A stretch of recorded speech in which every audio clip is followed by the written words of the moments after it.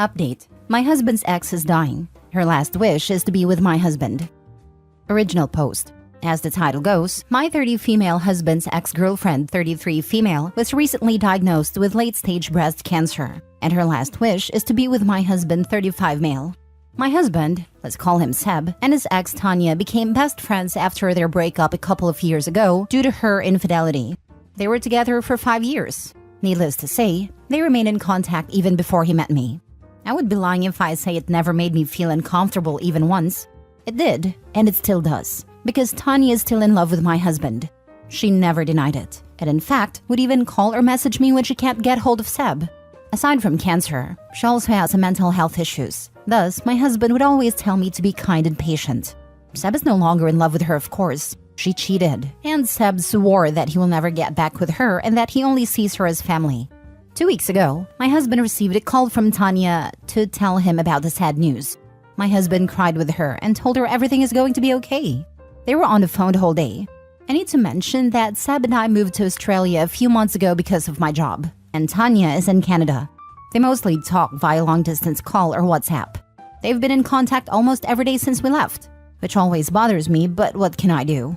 After that call, my husband told me everything. To be honest, I felt bad for her and I genuinely feel sad. I asked him what's going to happen now, and Seb told me he's going back to Canada, which is a shock. He then told me that her last wish is to be with him. I didn't say anything except, what about me? He said if I can't leave my job, then he's going to visit me whenever he gets the chance. I walked out without saying anything. I've been avoiding my husband since the phone call, and have been ignoring him whenever he tries to bring up the conversation. Yesterday, I found out he already bought a ticket and is flying back home in January. I feel like he's abandoning me, but at the same time, I feel that I'm selfish for hating both of them. I'm honestly thinking of getting a divorce because obviously he's choosing her over me, but at the same time, I thought of why my husband is so attached to her. Seb considered Tanya and her family like his own, as he doesn't have one. She's probably like a sister to him now, but Tanya doesn't feel the same. She's madly in love with my husband, and him granting her wish will surely make her think they still have a chance. My entire life I've been putting others first. I've been very patient and understanding about their weird relationship. I feel sick, confused. I want to call her, yell at her for ruining my marriage, for trying to steal my husband from me, for using her sickness to get what she wants, for being a bee. I'm so mad at both of them. What did I do to deserve this? Now for the top advice before reading the update. First, her request is manipulative, inappropriate, and unreasonable. Second, info needed. By be with her, what does that mean? Like just be there to hold her hand or to be intimate or what? Third, I would straight up tell your husband that if he chooses her, that your marriage is likely over. Especially if her request includes intimate interaction. That was my thought also. Even if it's to just be with her, she's gonna try to bang that husband. Please, just once more. I'm dying. Yep, I think husband showed his true feelings here with his choice. Is it working? How will he pay for the visits? How kind of him to say he will visit his wife when he gets a chance. Is she even terminal? She has mental health issues. Did she just create this cancer out of desperation? As far as her marriage goes, it doesn't even matter. Your husband Seb has made his decision, and OP's definitely not at the top.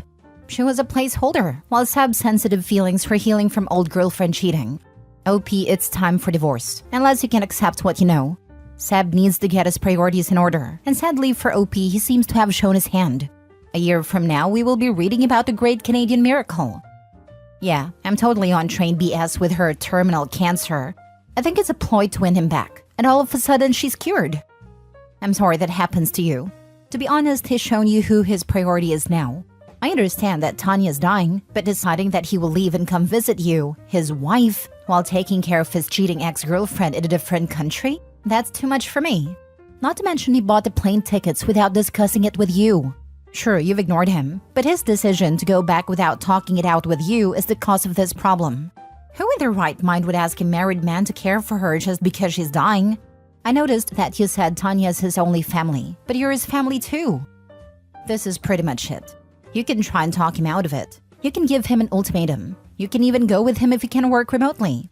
No matter what though, you know for a fact that he is willing to go without you. I'd recommend giving him some time. There is still 2 months until his flight, to see if he comes to his senses. He did just find out someone who is important to him is dying, and may not be thinking totally straight. The day he leaves, though, begin packing up his things and put them in storage. Send the divorce paperwork to him in Canada. Edit/mini update. Thank you all for your comments and messages. I didn't expect my post to get this much attention. All I wanted is to get this off my chest so I can focus on work and other things. I've been a mess, and being in another country with no one, only my husband, is making my situation worse. While some people think that Tanya might be lying about her condition, unfortunately she's not. She was originally diagnosed a couple of years ago and has been on a treatment for it. Only recently she found out it progressed and is now refusing further treatment. I'm sorry I wasn't too clear about this. My husband said she's giving up. In fact, she wanted to give up a long time ago, but her family, including my husband, wanted her to fight. Is going back to Canada to be her support as per her request. Seb did suggest that I go back home with him, but my job here in Australia is a dream come true for me and I can't just abandon it, especially not for her. I know that divorce is the wise decision here. My husband obviously can't let go of her, and we can't build a life together if he has a baggage. I love my husband so much, to the point that I endure all of these 30 years. Thinking of divorce makes me feel like I'm dying, and I don't know if I will ever be ready for letting him go. I haven't talked to my husband yet, but I think he already knows what's going to happen. I apologize for everyone is asking for an update. As many have guessed, I am not a good communicator, which is why the situation got this bad. I am partially to blame for letting this happen to me, to us, but I already contacted a lawyer to know the next step. Again, thank you everyone for your comments and messages. It made me feel better. I feel horrible for wanting to stop a dying person's wish, and for being mad with someone who's helpless, but you all are right. I should also think of myself. Now 40 updates over a year later. First of all, I apologize for those people who's been messaging me in the past year asking for an update. I was a mess after what happened and couldn't talk about it even to my family. I was reminded of this post because someone messaged me on this Reddit account today. It's been over a year and a lot has happened. And I think I'm now ready to talk. Seb did end up flying back to Canada January last year. Before he flew, we talked about the situation, and I told him I've been in contact with a divorce lawyer. He was surprised. He said he didn't expect me to leave him just because he needs to be with his family. I remember at a time all I felt was anger. I was so mad that he's making it sound like I'm the bad person. Nevertheless, the conversation didn't end well. He left without any closure, but he said he will be back in March. I was left alone. January to March last year was the darkest days of my life. I knew I did nothing wrong, but I ended up blaming myself for everything. I hate to admit, but I canceled a meeting with my lawyer as I started to doubt if I really want to leave him or not. I love him so much to the point that I'm willing to accept him again when he's back. During the entire time he was gone, he rarely called to check on me. I had to call him most of the time. I know, I'm dumb. I feel so alone and sad. I begged for his attention, to give me some of his time, to be with me again. All those times, he kept telling me that Tanya needs him more. March, I was expecting him to come back so we can talk, but he didn't come back. He said he needs to stay more and promised me he will be back in May. I don't know what happened to me when I got that call from him early March to tell me he won't be flying back to Australia. At the time, I felt like there's a switch that suddenly turned off, because somehow I stopped caring. When he told me he won't be back until May, I knew I have to move forward without him. Fast forward to May, he was back. That day, we sat down to talk. He broke down and said, "I can't lose you too." When he said that, I thought Tanya was gone. But no, she's not. And as far as I know, she's still alive to this day. I asked what happened and he told me that Tanya asked him to go back and be with me. He said that Tanya is sorry for everything. Sam didn't want to leave her, especially when he saw how bad she was doing. They had a fight, and according to him, Tanya wants him out of her life. If I was the same dumb person, I would totally accept him back. But at that time, all I can think was, he's only back because Tanya doesn't want him anymore. I let him cry. I comforted him and let him stay in my apartment, and a week after, I told him I'm divorcing him. At first, he refused to leave. It was a long and painful process, but on my birthday in July, he finally realized that he couldn't manipulate me anymore. By August, he was back in Canada. Divorce is not finalized yet, but we have been separated since he left. He tried to contact me several times last year.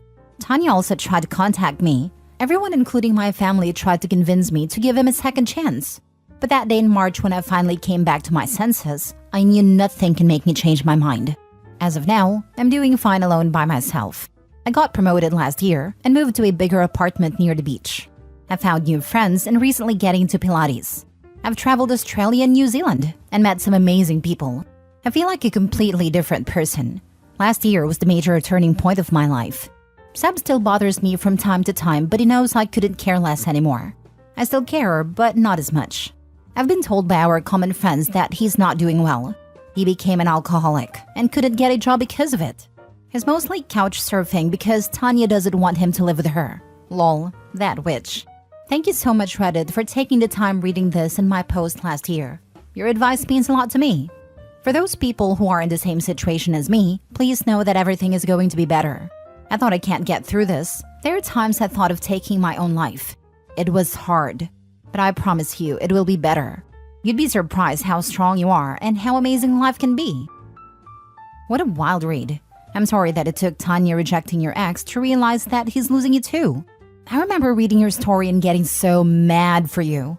You deserve someone who prioritizes you and doesn't leave you hanging for months. I'm glad you're doing okay now. You are so strong. From a sincere Reddit stranger, I'm proud of you and how well you handled the situation. I'm wishing the best for you, OP. Congrats on a new life. I second your sentence saying OP is strong. OP, you might feel like you were weak when you were going through the worst period of your life last year, but you were just being human wanting to be with your husband who you married. I have no words for the pathetic human that is your ex. He doesn't deserve you, and hope you can finalize the divorce without any more drama and live a peaceful life with someone you deserve. I always thought she lied about the severity of her condition. I'm so glad you found your worth. I suspect she's ill, but not terminally ill. It's as if her doctor said, you will suffer migraines and cluster headaches for the rest of your life. And she said, the doctor said I have a brain tumor and I'm going to die. Agree. I honestly think he heard she was ill, blew it out of proportion to his wife because he thought he could have them both. Like the ex's illness gave him an in with her, and the wife would be none the wiser. He was trying to have his cake and eat it too. There was no way he got there, and after a few days or weeks, didn't figure out his ex wasn't that sick. He went MIA on his wife through that whole time because he couldn't talk to her, because other people were listening and he wouldn't have been able to keep his lies straight. Hugs. I am curious if Tanya was ever really dying. I'm glad you are moving forward and living your best life. My aunt had an advanced cancer. Doctors gave her 6 months max. She lived for 2 years. Sometimes the time does not match, but the end comes sooner or later. A friend of mine was given 6 months and was still hanging on after 6 years. She told me she was waiting for her kids to be in a place of acceptance that it was her time to die. OP, I am glad that you are living a life that you want and prioritizing yourself and your happiness. Last story. A planned pregnancy turned my husband into a monster. It feels like a cruel joke. Years before I met my husband, I was in such a toxic, abusive relationship that it almost ended my life. I spent years in therapy, bettering myself, figuring out why I accepted that type of love. I stayed single for years, and once I started dating, I made sure to keep an eye out on all red flags. Heck, I even took things slowly when there was nothing but green flags. Thanks to my ex, I was familiar with love bombing. I met my husband at work event and things just fell into place. I opened up and explained my past trauma and let him know that if we were going to date, that it would require a slow pace and patience. I won't say that he was perfect, but he was always kind, compassionate, and cared. We dated for about 5 years, engaged for 1, and married for a little over 3 years now. We recently bought our second home together. We both got promotions at work, so we sat down and talked about kids. He wanted a big family, and I only wanted 1 or 2. We agreed on 2, and we started trying. I didn't take long, and here I am 6 months pregnant. Still working, have swollen ankles and a back that won't stop aching. Other than that, I've been very happy and have what I thought was a supportive husband. 3 weeks ago, I found out that he was having an emotional affair and honestly probably a physical one. When confronted with the evidence, he admitted to not being attracted to me while pregnant. I'm wrecked. I haven't gained a necessary weight. I still take care of myself, even with a morning sickness that hasn't gone away. He's not sorry about it, but told me that I was being overdramatic when I cried. He's staying with his family until he can find a home to rent. He doesn't want to get a divorce. He's saying after the pregnancy is over, we can go to therapy and fix things. I don't want to. I cannot physically look this man in the eye anymore without feeling disgust. I have a text from him saying that he's my only option because no man wants to date a single mom. I'll be talking to a lawyer and figuring out how to divorce him. I just wanted to vent into the void today. For now, I'm going to DoorDash for some nuggets and a Frosty from Wendy's and be okay if I gain 5 pounds from it. Thanks for listening/reading. Now for the top comments. I swear these guys deserve an Oscar for hiding their true selves for so long. I would go as no contact as you can, if possible. Stay strong. You do not need that kind of nonsense in your life. Literally, this is so sad. This is why I get so mad when some people blame the women in similar stories, saying they should have chosen better. Like how? She was misled/manipulated into thinking this was the best choice. I wish the best for OP. I like to think I am pretty switched on. I own my own house, etc. I'm not dependent on anyone. But I managed to get into 2 consecutive relationships with horrible control freaks with serious issues. The second one was a full-on nasty gaslighter, etc., etc. He was the perfect boyfriend for months, until he wasn't. Then he was very difficult to get away from. It took me 2 years. I didn't turn him into one. He was already one, and manipulated the situation until he thought you were trapped. The fact that he thinks he can just drop out while she deals with pregnancy and birth, and then just pick back up afterwards, tells me you're 100% correct here. And he wanted what? A football team? Was he gonna step out every single pregnancy? Delusional. Guy's a downright manipulative jerk. He's feeding you lies of manipulation and putting blame on you being pregnant. You can do better and deserve better. He is not your only option. Love yourself and your child. Get out now and safely to have a healthy and happy relationship with your child.